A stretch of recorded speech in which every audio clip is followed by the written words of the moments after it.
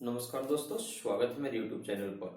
आज मैं लेकर आया हूं कक्षा 10 क्लास के इतिहास विषय का सबसे महत्वपूर्ण सब्जेक्टिव प्रश्न, जो कि आपकी बोर्ड की परीक्षा के लिए काफी महत्वपूर्ण है। अगर आप मेरे चैनल पर नए हैं तो सब्सक्राइब कर लें और बेल आइकन दबा दें ताकि सभी नोटिफिकेशन आपको मिलता रहे। तो चलिए, आज का जो वीडियो है यह है विलियम प्रथम के बगैर, यानी कि प्रश्न है विलियम प्रथम के बगैर जर्मनी का एकीकरण बिस्मार्क के लिए असंभव था कैसे। यानी कि विलियम प्रथम एक ऐसा शासक था जिसके बगैर, यानी कि जिसके बिना जर्मनी का एकीकरण बिस्मार्क के लिए असंभव था कैसे। ठीक है, तो सबसे पहले हम ये देखते हैं कि विलियम प्रथम बिस्मार्क के लिए बहुत ही महत्वपूर्ण था, क्योंकि विलियम प्रथम के बिना जर्मनी का एकीकरण किसी भी कीमत में संभव नहीं था, क्योंकि वह एक उदारवादी व्यक्ति था। कौन? यानी कि विलियम प्रथम जो था ना, यह उदारवादी के साथ साथ एक राष्ट्रवादी था और उसका विचारधारा जो था वह राष्ट्र के प्रति समर्पित था। यानी कि राष्ट्रवादी विचारधारा का था, जिसके द्वारा जर्मनी में औद्योगिक क्रांति में तेजी आई।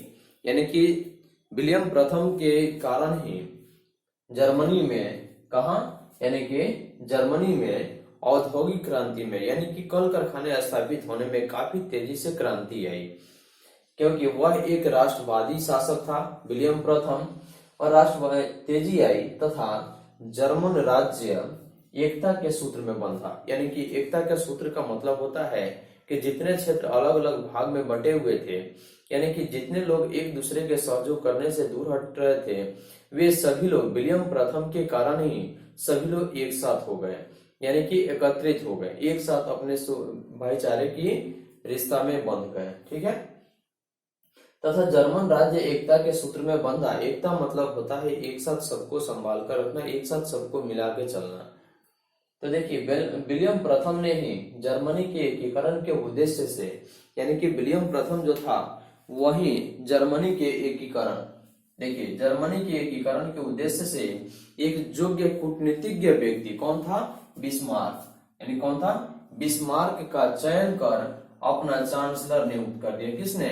विलियम प्रथम ने एक कूटनीतिज्ञ व्यक्ति जो था बिस्मार्क, उसका चयन किया और चयन करके अपना चांसलर नियुक्त कर दिया। किसने? विलियम प्रथम ने। किसको? आपका बिस्मार्क को, जो कि एक कूटनीतिज्ञ व्यक्ति था और योग्य व्यक्ति, कूटनीतिज्ञ के क्षेत्र में भी बहुत बड़ा योग्य व्यक्ति था।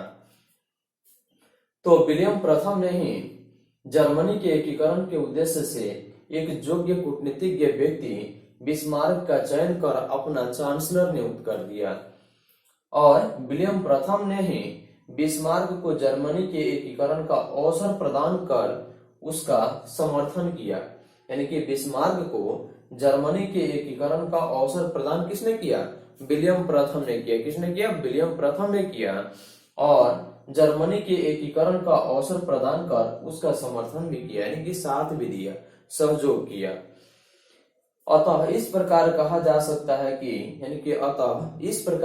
सकता है कि विलियम प्रथम के बगैर जर्मनी का एकीकरण संभव नहीं था।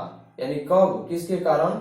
यानी कि विलियम प्रथम के बगैर जर्मनी का एकीकरण बिस्मार्क के लिए असंभव था, यानी कि संभव नहीं था। इसलिए कहा जाता है कि जर्मनी के एकीकरण में बिस्मार्क की भी अहम भूमिका रही है। इस तरह से विलियम प्रथम के बगैर, यानी कि बिस्मार्क और विलियम प्रथम का भी सबसे महत्वपूर्ण योगदान रहा है जर्मनी के एकीकरण में, क्योंकि वह एक ऐसा शासक था जो कि लोगों को एक साथ संगठित कर सकता था, और उसके अंदर राष्ट्रवादी भाईचारे की भावना बहुत अधिक कूट करके भरी हुई थी, जिसकी वजह से वह जर्मनी के एकीकरण में अपनी अहम भूमिका निभाई। इस प्रकार कहा जा सकता है कि विलियम प्रथम के बगैर जर्मनी का जो एकीकरण हुआ, यानी कि एक साथ जो राज्य को सम्मानित किया गया, जो टूट गया था, बिखर गया था, उसको एक साथ जो मिलाया गया, वह विलियम प्रथम के बगैर यह संभव नहीं था। यानी कि विलियम प्रथम के बगैर जर्मनी के एकीकरण बिस्मार्क के लिए असंभव था।